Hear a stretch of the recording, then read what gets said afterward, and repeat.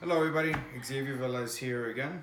We're going to get ready to do a new experiment for week 3. So for week 3 we're going to create a volcano. It's one of the most popular experiments probably done. I have my trusty helper Leia, and just to lay out a couple things that we have. So we have a funnel, a plastic bottle, we have regular home distilled vinegar, and some baking soda. So today we're gonna work on acid-base reactions with this volcano. Acid-base reactions are things that kind of occur all the time. They occur within our bodies. My daughter just finished baking, and it occurred in that process as well, where the acids and the bases are reacting together, and reactions are occurring from that. So,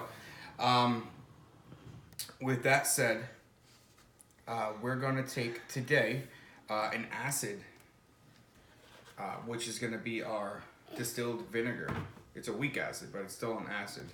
Okay, and then we're going to take our baking soda, which is our base, and we're going to mix them together to form this volcano.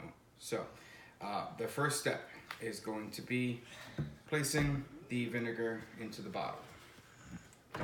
Here, put that on top there.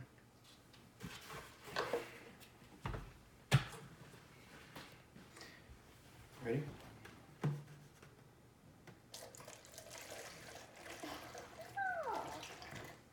Okay. I think that's enough vinegar there. This experiment has a couple different versions to it.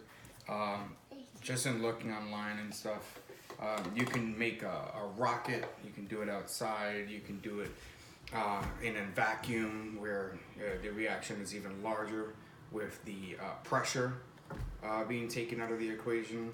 So, but we're gonna do the standard one that's in the instructions. We're gonna take some baking soda, and we're gonna put this baking soda on a napkin here.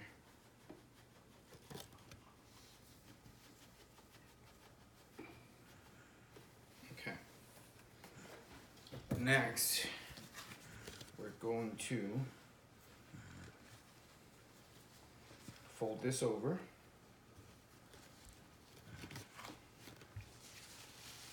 We're going to kind of just twist this up so that it fits in our bottle. Okay. And our goal here is to drop this in the vinegar, watch the reaction occur, and see what happens. So our acid, which is our vinegar, and in our base, which is our baking soda, we have bubbling and foaming that is going to occur. The bubbles that you're gonna see is carbon dioxide being released, right? CO2, and that's being released from this reaction.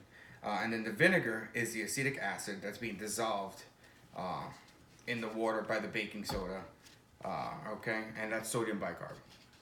Okay, so here we go. Ready? Pop it in, hold on. I'm gonna make this a little tighter. Maybe I put too much baking soda in there. Oh, there goes that. Ready? Whoa! Whoa! Whoa! There you go. We have a volcano. As you can see, you have plenty of bubbles that occur, and just quickly make quite a mess. Maybe I should have done it outside. Okay, so clearly there's a lot of bubbling forming. You have the CO2 gases being released. You could have taken this in a bottle with a cork, flipped it upside down, and the pressure would have built up so much being closed that it would have popped the cap off and kind of exploded up and out. There's a rocket version of the same experiment that's probably pretty cool. So here we go. We have our experiment. So the baking soda and the vinegar react because the baking soda is a base and vinegar is an acid. Okay, more technically speaking, the sodium bicarb contains sodium atoms, and hydrogen atom, and an oxygen atom, and a carbon dioxide molecule. The vinegar, on the other hand, contains acetic acid, which consists of hydrogen atom and an acetic ion. Okay. During the interaction, there is an exchange of protons in which all the hydrogen atoms come together, and at this atomic level, Okay, the baking soda is taking a hydrogen atom from the vinegar, and when this occurs, water and carbon dioxide is creating this decomposition reaction until it's done and gone. Okay, so I hope you guys enjoyed it, and that was fun, right? Okay, thank you.